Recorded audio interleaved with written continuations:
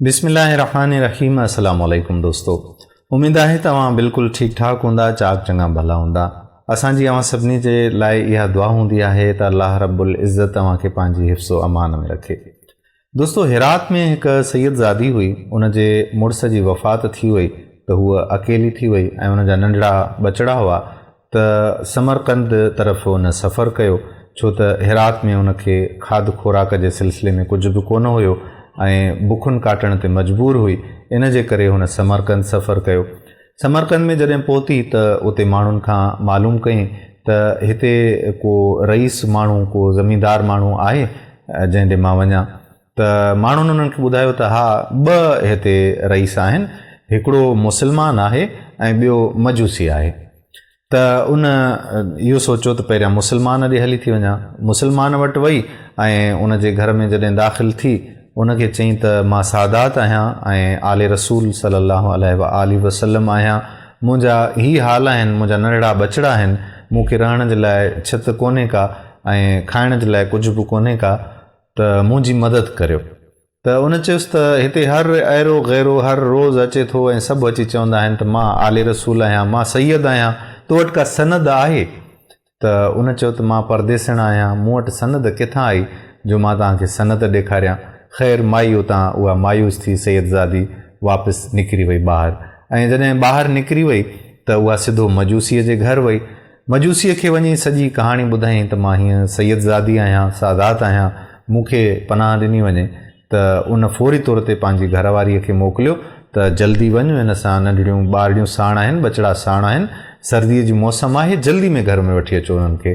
त उहा उनजी घरवारी वई ऐं उन्हनि खे ॿारनि खे बि वापसि घर वठी आई ऐं उन्हनि खे मानी बानी खारायूं, उन्हनि जी ख़िदमत चाकरी कयूं ऐं उन्हनि खे मुलाज़िमनि वारो जेको क्वार्टर हुयो या रिहाइश हुई, उन में उन्हनि खे जॻह ॾिनऊं। जॾहिं राति थी त उहो मुस्लमान जेको रईस हुयो, उहो जॾहिं सुतो त उन ख़्वाबु ॾिठो त हू जन्नत में वियो आहे ऐं ॾिठईं त हुज़ूर पाक सल्लल्लाहु अलैहि वसल्लम हिकिड़े महल जे अॻियां बीठा आहिनि। त हुज़ूर सल्लल्लाहु अलैहि वसल्लम जन खां हिन रईस माण्हूअ पुछा कई त साईं, ही कंहिंजो महल आहे? त नबी पाक सल्लल्लाहु अलैहि वसल्लम जन फरमायो त ही महल मुस्लमान जे लाइ आहे। त हिन चयो त साईं, मुस्लमान त मां बि आहियां। त नबी करीम सल्लल्लाहु अलैहि वसल्लम जन चयुसि त तो वटि का सनद आहे?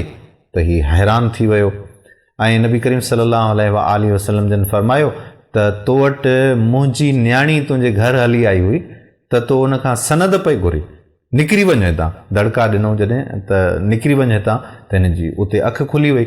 जॾहिं अखि खुली त परेशान थी वियो ऐं पहिरें उघाड़े फ़ौरन ॿाहिरि निकितो, रड़ियूं करणु लॻो ऐं सॼनि मुलाज़िमनि खां, माण्हुनि खां पुछईं त जेके शाम मूं वटि सादात फैमिली आई हुई, सैयदज़ादी आई हुई, उहा किथे आहे? माण्हुनि उन्हनि खे ॿुधायो त उहा त फलाणो जेको मजूसी रईस आहे, उन जे घर हली वई आहे। हीउ उअं ई मथे उघाड़ो, पहिरें उघाड़ो इन सर्दी में भॻो आहे, सिधो भॼंदे भॼंदे वञी मजूसी जे दर ते पहुतो ऐं मजूसी जो दर खड़काईं, रड़ियूं करणु लॻो।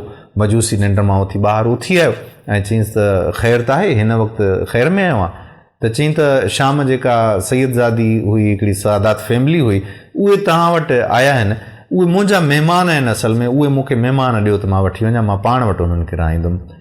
त मजूसीअ चयुसि त न, मां उहे मुंहिंजा महिमान आहिनि, हाणे मां महिमान तोखे कीअं थो ॾेई सघां?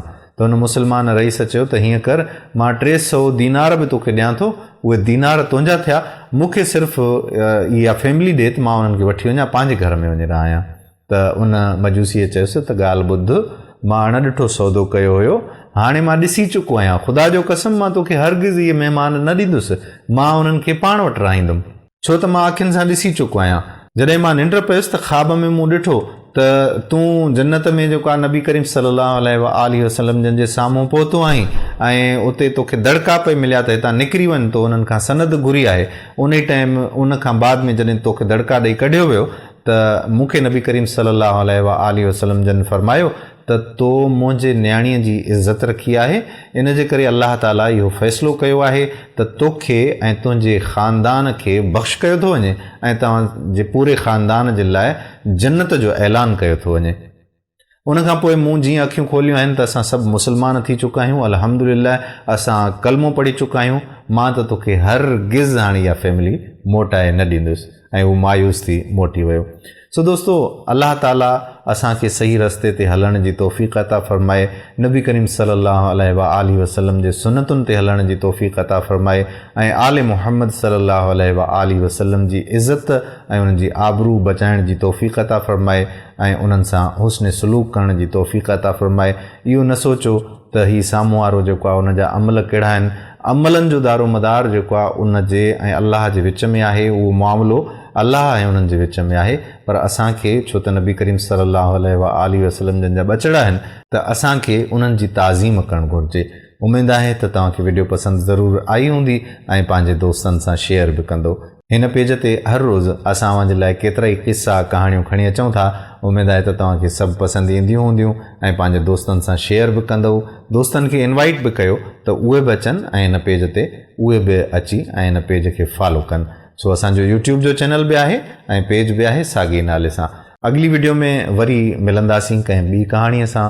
उन वक़्त ताईं पंहिंजो ख़्यालु रखिजो, पंहिंजे घर वारनि जो, पंहिंजे भर वारनि जो, पंहिंजनि प्यारनि जो, सभिनी साह वारनि जो रखिजो तमामु घणे खां घणो ख़्यालु।